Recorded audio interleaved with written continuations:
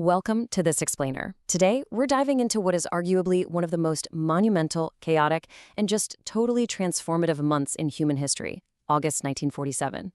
We're going to unpack this frantic 73-day scramble, the clashing ideologies, and the very real human realities that forged an independent India and Pakistan.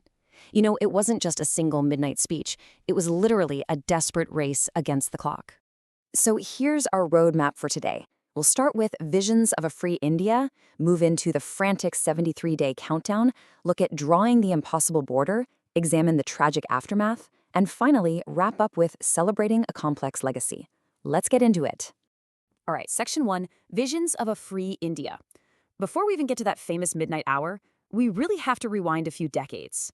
Because the foundation of independence wasn't built on one single unified idea. It was actually built on deeply different paths. Take the approaches of two of the era's most prominent figures. On one hand, you have Mahatma Gandhi, who firmly advocated for a moral strategy using ahimsa, or nonviolence, and satyagraha, civil disobedience. He truly believed in transforming the oppressor through moral means. But then, in stark contrast, you have Subhash Chandra Bose. He believed that independence absolutely required direct militant confrontation. I mean, he actually revived the Indian National Army during World War II to fight the British. Both of these men possessed immense dedication, but man, their methods couldn't have been more different. And it wasn't just their tactics either. Their actual visions for the future of the nation were miles apart. Gandhi advocated for economic self-sufficiency rooted in decentralized, self-reliant village communities and cottage industries. Bose, on the flip side, was pushing for strong state-led industrialization. For him, building a massive industrial base was the only way to achieve economic self-reliance and stand up to Western powers. Okay, let's move to Section 2, the frantic 73-day countdown. Let's see what happens when these grand, decades-long debates suddenly crash into a shockingly compressed, high-stakes reality in the summer of 1947. Originally, the British government targeted June 1948 for the transfer of power. That would have given everyone a full year to sort things out peacefully. But because of escalating violence, the last viceroy, Lord Mountbatten, abruptly pushed the date way up to August 15, 1947. This left administrators with a frankly absurd 73 days to completely dismantle a massive, entrenched empire. And the wildest part? The totally arbitrary nature of that new deadline. August 15th wasn't chosen for some deep strategic Indian reason. It wasn't based on astrological significance or because the government was actually ready. Nope. Mountbatten chose it simply because it was the second anniversary of Japan's surrender in World War II. It was just a date he personally considered lucky. And that single, hurried decision set a terrifying clock ticking. The tasks ahead of them were just monumental. Take the princely states, for example. The Indian Independence Act technically released 565 princely states from British rule, meaning every single one of them became legally independent on August 15th.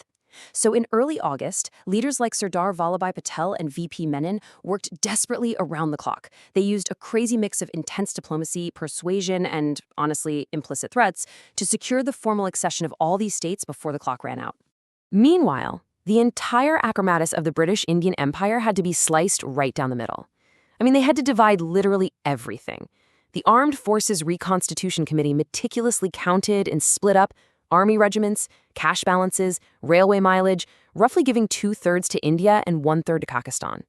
To put that into perspective, it was so incredibly granular that they were counting out and dividing office chairs, typewriters, police uniforms, even the books in the Imperial Library. Which brings us to Section 3, drawing the impossible border. Because dividing cash and office chairs, that was honestly child's play, compared to the most daunting task of all, dividing the actual land and the millions of people living on it. Enter Sir Cyril Radcliffe, a brilliant legal mind from Britain brought in to chair the boundary commissions. He was given just 5 weeks to draw the borders of Punjab and Bengal. And here is the truly astonishing part. He had never even visited India before. The British government actually thought his total ignorance was an asset, like it made him perfectly impartial. So, sitting in a sweltering Delhi bungalow, he had to rely on notoriously inaccurate census data from 1941, literally drawing lines through contiguous villages and completely separating farmers from their own fields. Just think about how incredibly tight this timeline was. It was a massive mid-August bottleneck. Radcliffe finalizes the Punjab boundary on August 12th. Mountbatten transfers power to Pakistan in Karachi on the 14th. Then India achieves independence at midnight on the 15th. But notice something missing? The borders weren't actually published until August 17th. Mountbatten deliberately locked the finalized maps in his safe because he didn't want the independence celebrations ruined by the violence he absolutely knew was coming. So millions of people were out there celebrating without actually knowing which country they were standing in. Yet, despite all that looming uncertainty, the night of August 14th in New Delhi was absolutely buzzing.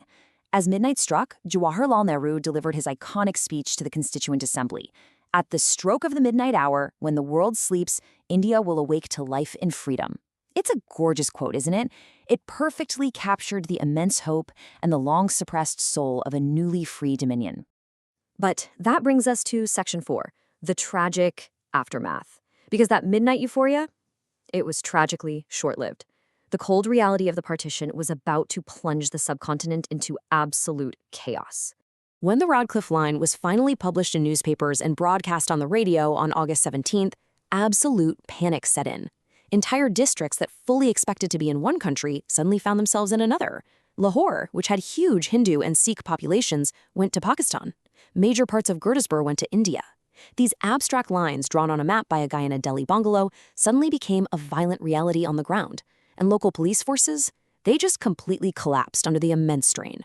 This massive geographical confusion triggered what is still one of the largest mass migrations in human history.